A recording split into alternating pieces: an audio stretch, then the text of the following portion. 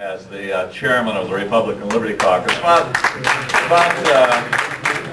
3 or 4 years ago, I founded the Republican Liberty Caucus in New Hampshire. I said we really have to have an organization that's going to pull the Republican Party back where it's supposed to be, because the last 8 years have been very tough. Our brand name has been abused a lot. The Republican Liberty Caucus exists for the reason that the Republican Party is the traditional party in America of free markets, individual freedom, self-responsibility, limited government, and low taxes. Yeah! We used to call ourselves the conscience of the Republican Party, and then it got so bad 4 or 5 years ago we couldn't even call ourselves that. Now Jim told me when I got up here, he says, look, don't tell them, don't say anything, don't tell rhinos to go to hell or anything like that. I'm not going to talk about rhinos. Rhinos are not our enemy.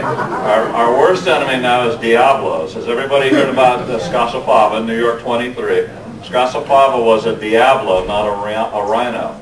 A Diablo is Democrat in all but label only. Diablo. I'm here to introduce to you two of the people that are the reason the Republican Liberty Caucus exists. There are, as Ann Coulter says, there are good Republicans, there are a lot of good Republicans, but there are some bad Republicans too that don't really believe in what we believe in. There are no good Democrats, that goes without saying. We've got two of the very, very good indeed Republicans here tonight. Both of them are involved with the Republican Liberty Caucus of New Hampshire. Both of them are representatives, members of the State House of Representatives in New Hampshire, the Free State, and both of them we'll have a few things to say to you about what it means to be a lawmaker in a state that's going more and more and more toward freedom, small government, low taxes. We're going to have to turn this thing around, but in 1 year, almost exactly 1 year from tonight, there's going to be a tidal wave. Everybody knows it. We've got to see that people like us get elected so that what needs to be done will be done. I want to introduce you to Jen Coffey, who got elected with the Republican Liberty Caucus of New Hampshire, help from Merrimack 6th District, and Paul Ingertson, he's from Grafton 5. Paul is our House Libertarian. You know, nobody likes to use the word libertarian, but the fact of the matter is, Paul and Jennifer both always vote exactly right. So let me invite one of them.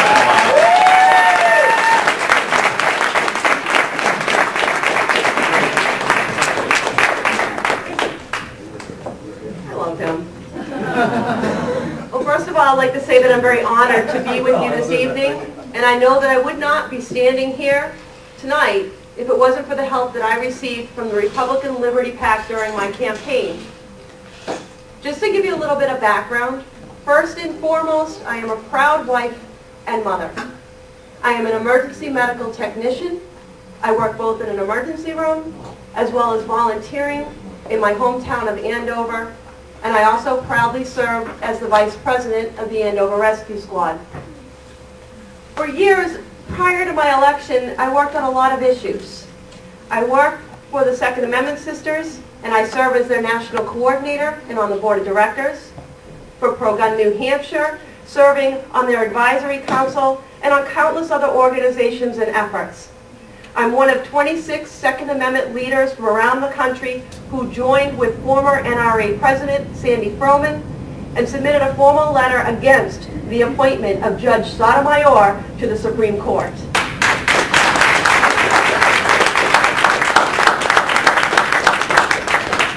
But I have to tell you that one of my most proudest moments was helping to found the Granite State ID Coalition and working to see Real ID defeated in New Hampshire.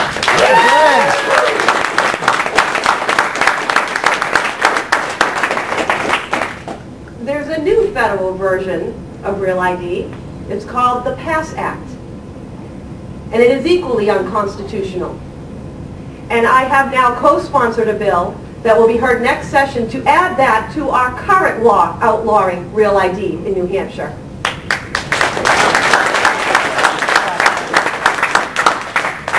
Some of these efforts helped me decide that I could make a difference, serving my community as a representative.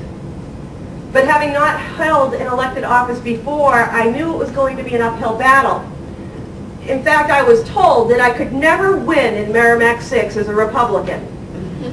And the usual suspects, they weren't inclined to help me. What happened was those that believe in liberty, those who believe in protecting and preserving our Constitution, were the ones that were willing to not only support me, but to do the work necessary to help a Liberty candidate win an election. The Republican Liberty PAC helped me financially, and the truth be told, it does take money to run a good campaign. In my short tenure as a representative, I have helped defeat many bad bills, and I've worked to see others pass. I am personally introducing a bill next session to restore the rights of knife owners in our state that they have not had since 1955, and put the emphasis back on the criminals where it belongs.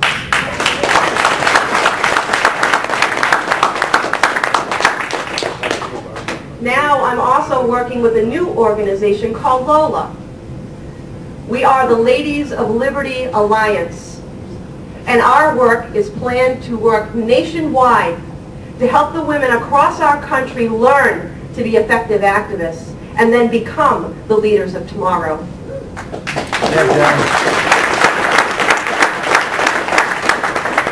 This path that I'm now on owes most certainly some credit to the Republican Liberty Pact. And I'd very much like to thank you for supporting them.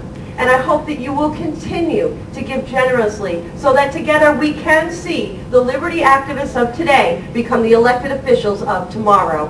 Thank you.